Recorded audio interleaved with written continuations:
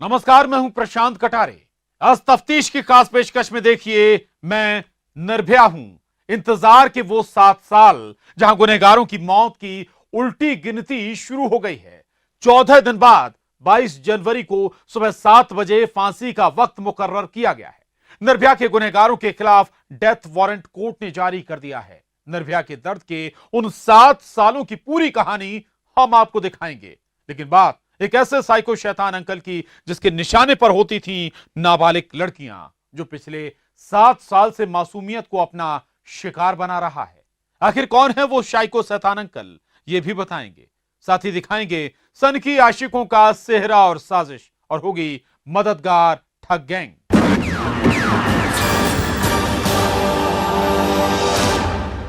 आखिर रेपिस्ट होता कैसा है, रेपिस्ट दिखता कैसा है, आखिर रेपिस्ट के दिमाग में वहशीपन की बातें आती कैसे हैं, क्यों वो दूसरे इंसानों की तरह नहीं होता, जो होता तो हम सब के बीच में है लेकिन दिखाई क्यों नहीं देता। एक ऐसा साइको शैतान अंकल जो पिछले 7 साल से लोगों के सामने था, लेकिन लोगों को यह समझ नहीं आया कि वो मासूम बच्चियों को अपना शिकार बनाता है। जिसने 3 नाबालिग बच्चियों का अपहरण किया, एक का रेप के बाद कत्ल किया। तो सवाल है कि क्या ये सीरियल साइको रेपिस्ट है, क्या ये सीरियल साइको किलर है? आखिर साइको शैतान अंकल का राज क्या है?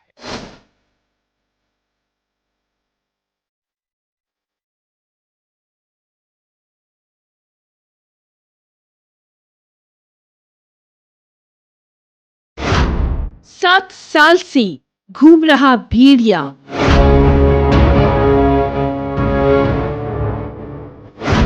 7 साल से शिकार पर शैतान।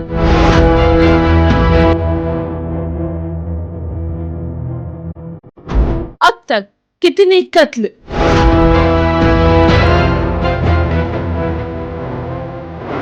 अब तक कितने rape,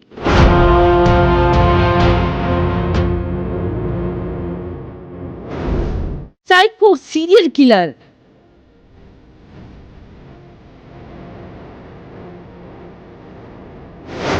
psycho serial rapist.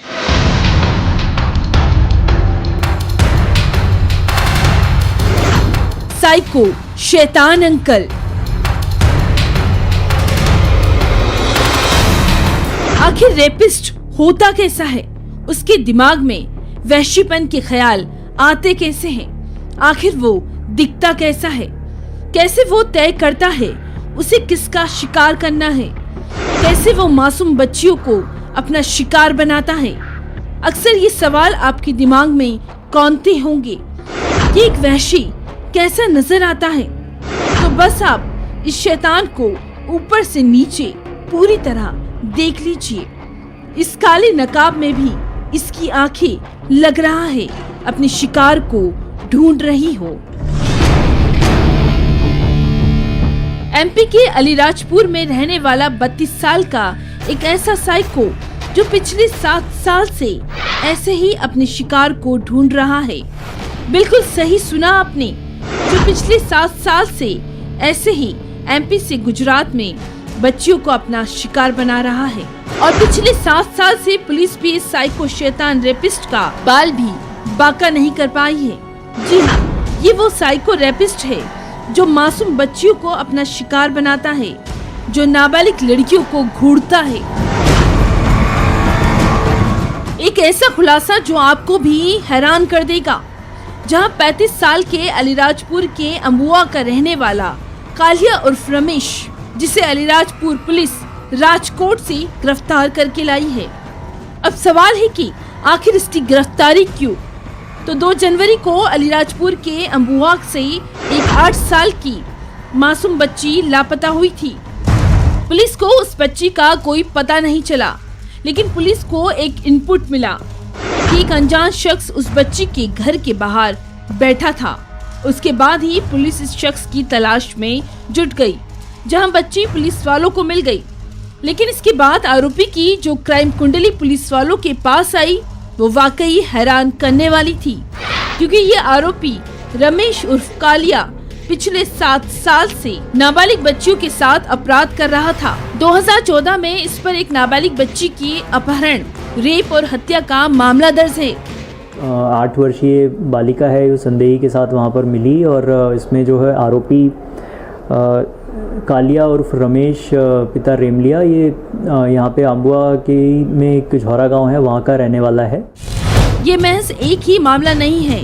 Gujarat के बड़ौदा में भी एक नाबालिग बच्ची के अपहरण का मामला इस आरोपी रमेश पर दर्ज है। और अब तीसरा केस, अम्बुआ से 8 साल की नाबालिग बच्ची का अपहरण। इस केस में बच्ची के अपहरण के पीछे जो कहानी सामने आई है वो है बच्ची को बेचने की फिराक में था ये आरोपी। इसके ऊपर ये भी पता चला है कि एक जिला अमरेली में इसके ऊपर 2014 में एक नाबालिग बच्ची को मारने और रेप करने का इसके ऊपर अपराध पंजीबद्ध है। इसके अलावा थाना बड़ौदा जिला बड़ौदा थाना सिनोर में एक 7 वर्षीय बालिका का अपहरण का इसके ऊपर प्रकरण पंजीबद्ध है। तो सवाल है कि क्या कालिया एक साइको सीरियल किलर है? क्या ये कालिया एक साइको सीरियल रेपिस्ट है? क्योंकि उस पर जो 3 मामले दर्ज हुए हैं उससे तो यही पता चलता है कालिया नाबालिग बच्चियों का जानी दुश्मन है, उनकी मासूमियत का दुश्मन है। ये अम्बुआ का काला दगड़ा एक फलिया है, ये यहीं का रहने वाला है अम्बुआ का, पर इसका कोई स्थायी घर नहीं है। इसके बचपन में इसके पिताजी का देहांत हो गया था, उसके बाद में इसकी माँ भी कहीं और जाके बस गई, तो ये अकेला ही है। अब सवाल है कि आखिर कितने साल से ये साइको शैतान अंकल मासूम गुड़ियाओं को रौंदते आ रहा है? क्या महज 3 नाबालिग बच्चियों के साथ ही इसने वारदात को अंजाम दिया, या इससे पहले भी वो नाबालिग लड़कियों का अपहरण कर चुका है, उनके साथ दरिंदगी कर चुका है, उनका कत्ल कर चुका है? क्या ये एक सीरियल साइको रेपिस्ट है? क्या ये सीरियल साइको किलर है? इन सारे सवालों की राज पुलिस खंगाल रही है। तफ्तीश के लिए अलीराजपुर से वसीम मकरानी के साथ bureau report, news 18 Madhya Pradesh Chhattisgarh. मैं निर्भया हूं, निर्भया के 7 सालों के दर्द की कहानी, निर्भया की जुबानी, जहां निर्भया के गुनहगारों के खिलाफ डेथ वारंट जारी हो गया है, उसके गुनहगारों के खिलाफ मौत की उल्टी गिनती शुरू हो गई है, जहां निर्भया की मां ने रोते हुए कहा, आज हमें इंसाफ मिला है। लेकिन सवाल है, क्या 7 साल बाद भी कोई लड़की निर्भया नहीं बनी?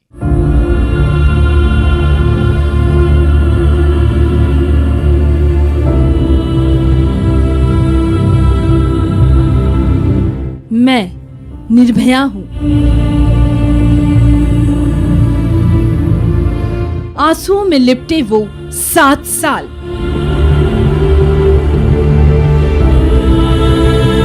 दर्द में कराहते वो 7 साल,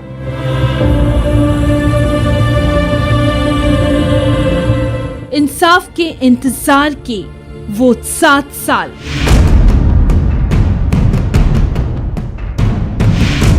सात साल बाद मिला इंसाफ।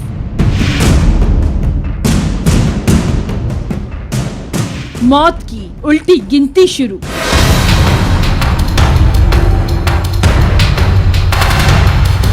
डेथ वारंट हुआ जारी।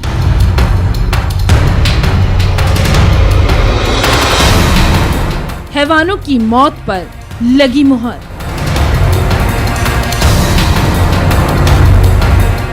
सात साल के दर्द की वो अनकही दास्तां, 7 साल के उन हर आंसुओं का हिसाब, जब एक माँ, जब एक पिता अपनी बेटी को इंसाफ दिलाने के लिए न जाने कितने दर पर भटके, न जाने कितनी बार थाने के चक्कर लगाए, न जाने कितनी बार कोर्ट की दहलीज पर आस लिए बैठे रहे। फिर 7 जनवरी को दिल्ली के पटियाला हाउस कोर्ट से फैसला आया।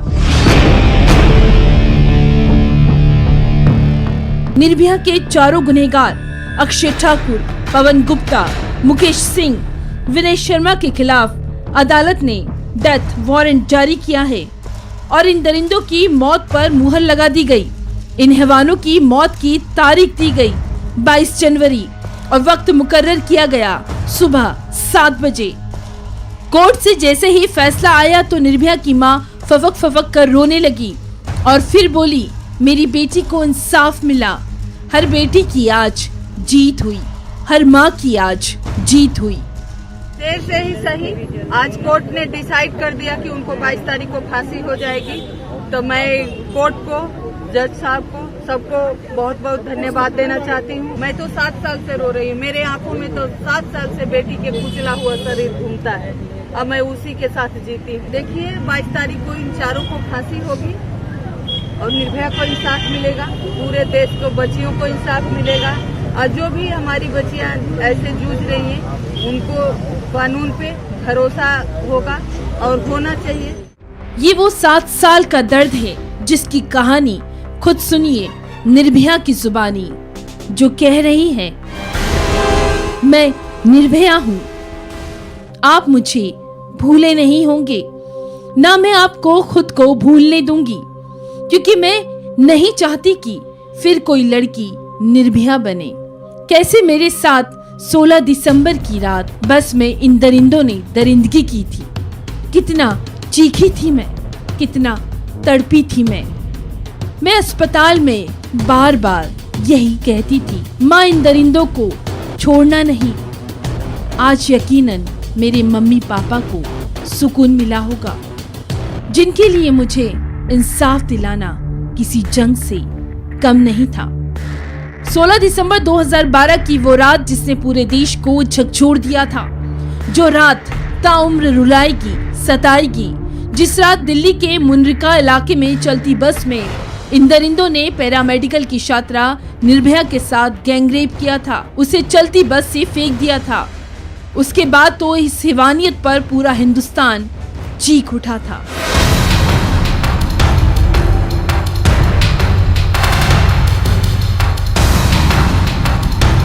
निर्भया को गंभीर हालत में इलाज के लिए दिल्ली से सिंगापुर भेजा गया था, जहां उसने 29 दिसंबर 2012 को आखिरी सांस ली थी। और आज इसी केस में दिल्ली की पटियाला हाउस कोर्ट ने डेथ वारंट जारी किया है। तिहाड़ जेल की अगर बात करें तो तिहाड़ जेल में उन चारों कैदियों पर अब पहले से ज़्यादा नज़र रखा जाएगा।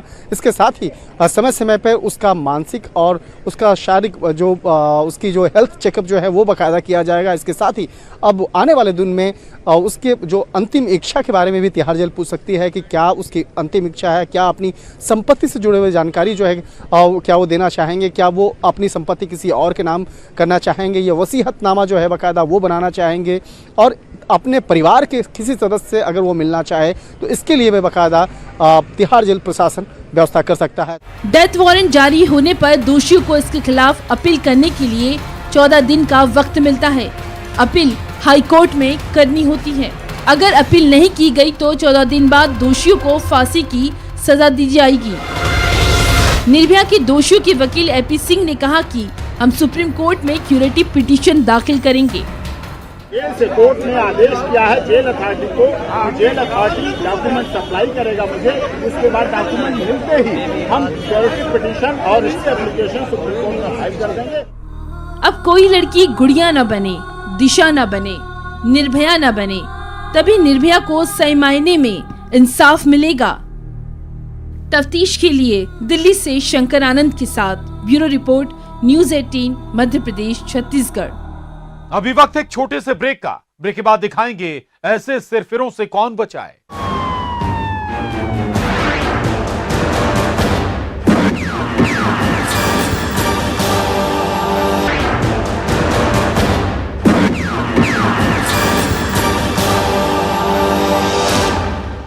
ऐसे सिरफिरे आशिकों की कहानी जो प्यार का दावा करते हैं, लेकिन इनके इस सनकीपन ने लड़कियों का जीना हराम कर दिया है। एक सन की आशिक ने एक नई नवेली दुल्हन के सपनों का कत्ल कर दिया, जिसने अपनी प्रेमिका का ही कत्ल कर दिया है। तो वहीं एक सन की सिरफिरे आशिक ने अपनी एक तरफा मोहब्बत को पाने के लिए लड़की को ही बदनाम कर दिया, और वजह थी मैं भी बनूंगा दूल्हा। आप भी देखिए सेहरा और साजिश।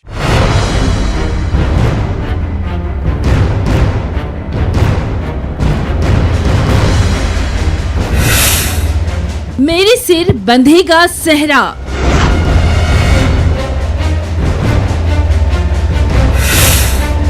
मैं भी बनूंगा दूल्हा राजा।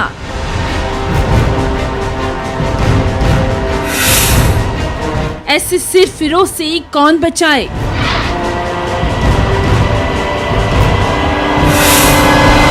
प्यार को बदनाम ना करो।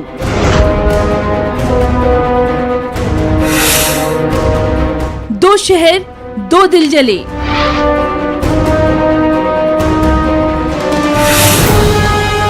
सहरा और साजिश।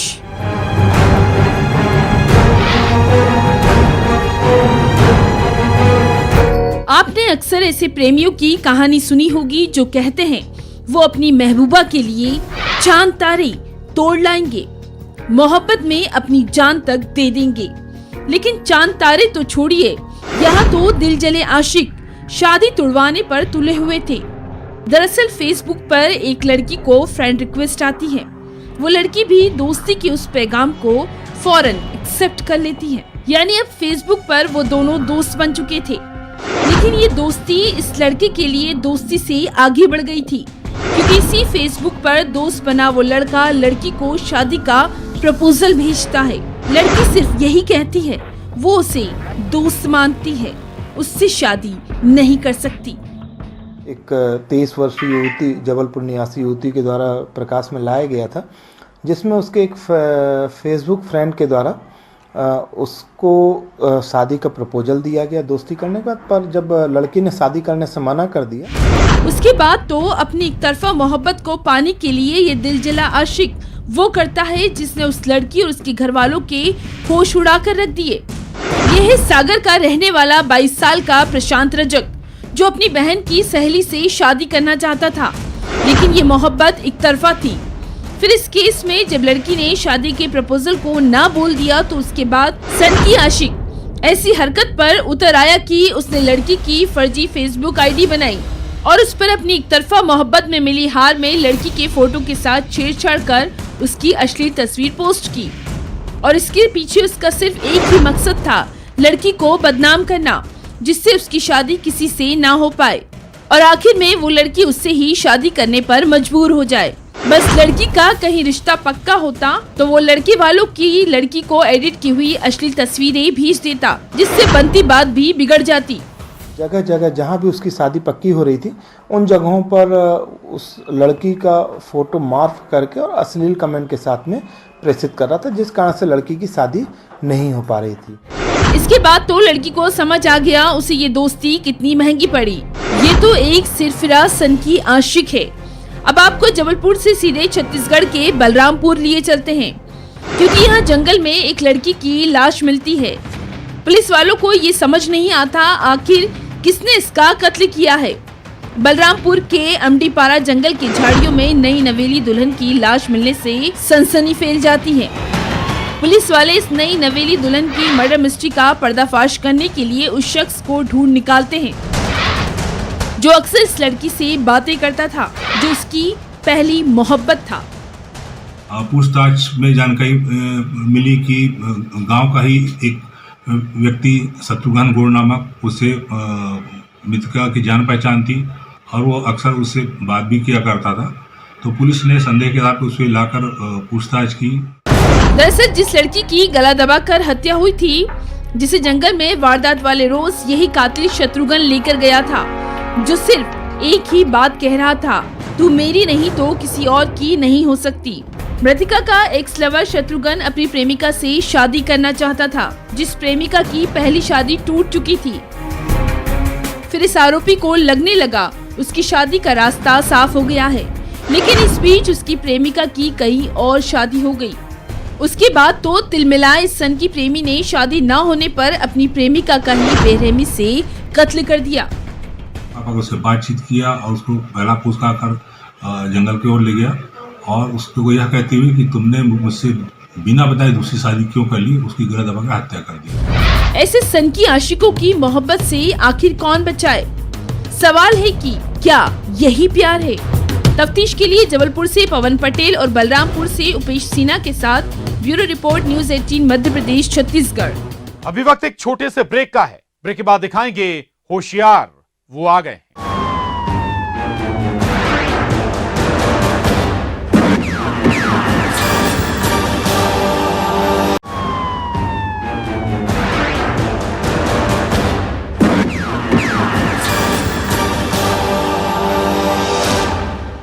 एक ऐसा गांव जहां जुर्म की ट्रेनिंग दी जाती है, एक ऐसा गांव जहां जुर्म के पैंतरे सिखाए जाते हैं, जहां वो गैंग उस गांव से निकलती है और फिर शहर शहर फेंकती है मदद का जाल। इस मददगार गैंग के जाल में आप फंसे तो यकीन मानिए आप कंगाल हो जाएंगे। तो रहिए होशियार, क्योंकि वो गैंग आ गई है।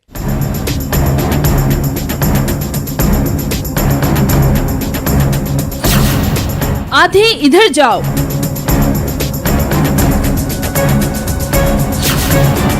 आधे उधर जाओ, बाकी मेरे साथ आओ। लुटेरी गांव की लुटेरी गैंग।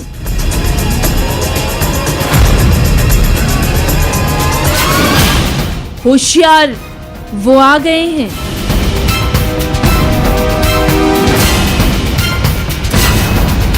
मददगार गैंग। आपने अक्सर जुर्म के कई तरीके देखे होंगे, जुर्म के कई किस्से सुने होंगे, लेकिन क्या कभी आपने किसी लुटेरी गांव की कहानी सुनी है, जहां से लुटेरे आते हैं जो हिंदुस्तान के कई शहरों में अपना ठिकाना बनाते हैं? कैसे किसे ठगना है, किस तरीके से लोगों का भरोसा जीतना है, और जैसे ही शिकार आपके जाल में फंस जाए तो बस आप उसे लूट लीजिए। ऐसे कि हींग लगे न फिटकरी और रंग भी चोखा। अब आप सोच रहे होंगे, आखिर हिंदुस्तान में क्या ऐसा गांव है जहां ठगने की ट्रेनिंग दी जा रही है, जहां से गैंग हिंदुस्तान के कई शहरों में जाती है और लोगों को कंगाल करके आती है? तो जनाब, ये हम नहीं कह रहे, बल्कि ये तो खुद पुलिस वाले कह रहे हैं। आप भी सुनिए। ये सुंदरपुर थाना लालगंज प्रतापगढ़ का रहने वाला है।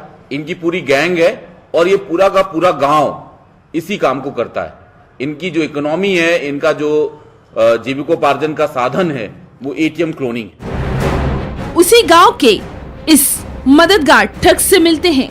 अब आप भी देखिए ना, कैसे हंसता खेलता ये ठग है, जो मुस्कुरा तो ऐसे रहा है जिसे भाई साहब ने कोई बड़ा तीर मारा हो। पुलिस वालों से भी ऐसी बातें कर रहा है जैसे पुलिस वालों से इन महाशय की पुरानी जान पहचान हो। अब जरा ये सीन भी देख लीजिए, क्योंकि देखना जरूरी है। कैसे ये जनाब ये तय कर रहा है कौन से पुलिस वाले इसके साथ फोटो खिंचवाएंगे, जो इन साहब से इशारों में कहता है, आप पीछे जाइए, साहब को आगे आने दीजिए। शायद इसे लग रहा है इसकी फोटो अब अच्छी आएगी, तो जरा इस फोटो सेशन के बाद इस ठग के कारनामे की नेगेटिव फोटो देख लीजिए, जो पहले धुंधली थी, लेकिन जबलपुर पुलिस की तफ्तीश के बाद वो जुर्म की तस्वीर साफ हो गई। शायद अब तक आपको भी समझ नहीं आया होगा, आखिर ये लुटेरा कैसे मददगार बन लूट करता है, लोगों को ठगता है। तो जो पुलिस वालों को पुलिस गिरफ्त में ही अपनी बातों में फंसाने की कोशिश कर रहा हो, भला उसी भोले भाले इंसानों को फंसाने में कितना वक्त लगता होगा? आप भी सुनिए। सबसे पहले इनका टारगेट ये रहता था, ये ढूंढते थे कि कौन गरीब या अनपढ़ या सरल सहज आदमी एटीएम से पैसा निकालने आता है। तो वो कई बार वो दिक्कत होती है पैसा निकालने में, तो वो उसकी मदद के नाम पे वहां जाते हैं और बाकायदा एक व्यक्ति पीछे से उसका पूरी रिकॉर्डिंग करता रहता है, उसका कोड जो है वो पता कर लेते हैं और जो इनका एटीएम रहता है वो लेके उससे अपने जो मशीन है, स्कैमर है, उसमें रख के क्लोन कर लेते हैं। तो ये मददगार है यूपी के प्रतापगढ़ के तिलोरी सगरा के एक गांव का रहने वाला अब्दुल कलाम, जो जबलपुर में अपने 6 साथियों के साथ एक मकान में रहता है। नाम जरूर अब्दुल कलाम है, लेकिन इसके शातिर दिमाग में लोगों को ठगने के तरीके आते हैं। जो एटीएम में जाता है और इसकी गैंग का शिकार होते हैं बुजुर्ग, अनपढ़ और भोले भाले लोग, जिनसे ये गैंग एटीएम से पैसा निकालने के लिए उनका एटीएम लेती है और उस एटीएम का क्लोन यानी हमशक्ल अपने पास रखी स्कैमर मशीन से तैयार कर लेती है। इनका एक साथी एटीएम में खड़ा होकर अपने शिकार का पासवर्ड भी पता कर लेता है और उसके बाद दूसरे एटीएम से जाकर ये ठग गैंग रुपए निकालकर फरार हो जाती है। आधार ताल में 2 वारदात इन्होंने किया है, जिसमें इन्होंने एक व्यक्ति के साथ चीटिंग की। पहले उनकी मदद करने के क्रम में उनका जो एटीएम का कोड था वो जान लिया और अपनी इन मशीनों के मार्फत उन्होंने उनके एटीएम को क्लोन किया और उनका पैसा निकाल लिया। ये 2 वारदात हुई है। जबलपुर में बीते दिनों हदारथाल थाना इलाके में आरोपी ने 2 लोगों को शिकार बनाया और करीब 80,000 रुपए एटीएम का क्लोन बनाकर निकाल लिए। अब आपको ये भी बता दें, ये ठग गैंग कार में सवार होकर लोगों की जेब साफ करती है। इनके पास से एक लैपटॉप मिला है, एक स्कैमर मिला है। स्कैमर के मार्फत ही ये क्लोनिंग करते हैं। एक चार्जर, 32 पुराने एटीएम मिले हैं, 2 मोबाइल और एक स्विफ्ट डिजायर कार मिला है। इनके पास से नकदी पैसा भी मिला है। अभी तो इस गैंग का सिर्फ एक ही ठग पुलिस के हाथ लगा है। इस गैंग के ऐसे कई मददगार ठग ऐसे ही घूम रहे हैं, जिनका पुलिस पता लगा रही है। तो कहीं आप भी तो ऐसी मददगार ठग गैंग का शिकार तो नहीं हुए? तो दिमाग की बत्ती जलाए और ऐसे ठग मददगारों को कहिए बाय बाय। तफ्तीश के लिए जबलपुर से पवन पटेल के साथ bureau report, news 18 Madhya Pradesh Chhattisgarh. कल इसी वक्त मिलेंगे किसी नए जुर्म की नई तफ्तीश के साथ। दीजिए पूरी टीम को इजाजत। नमस्कार।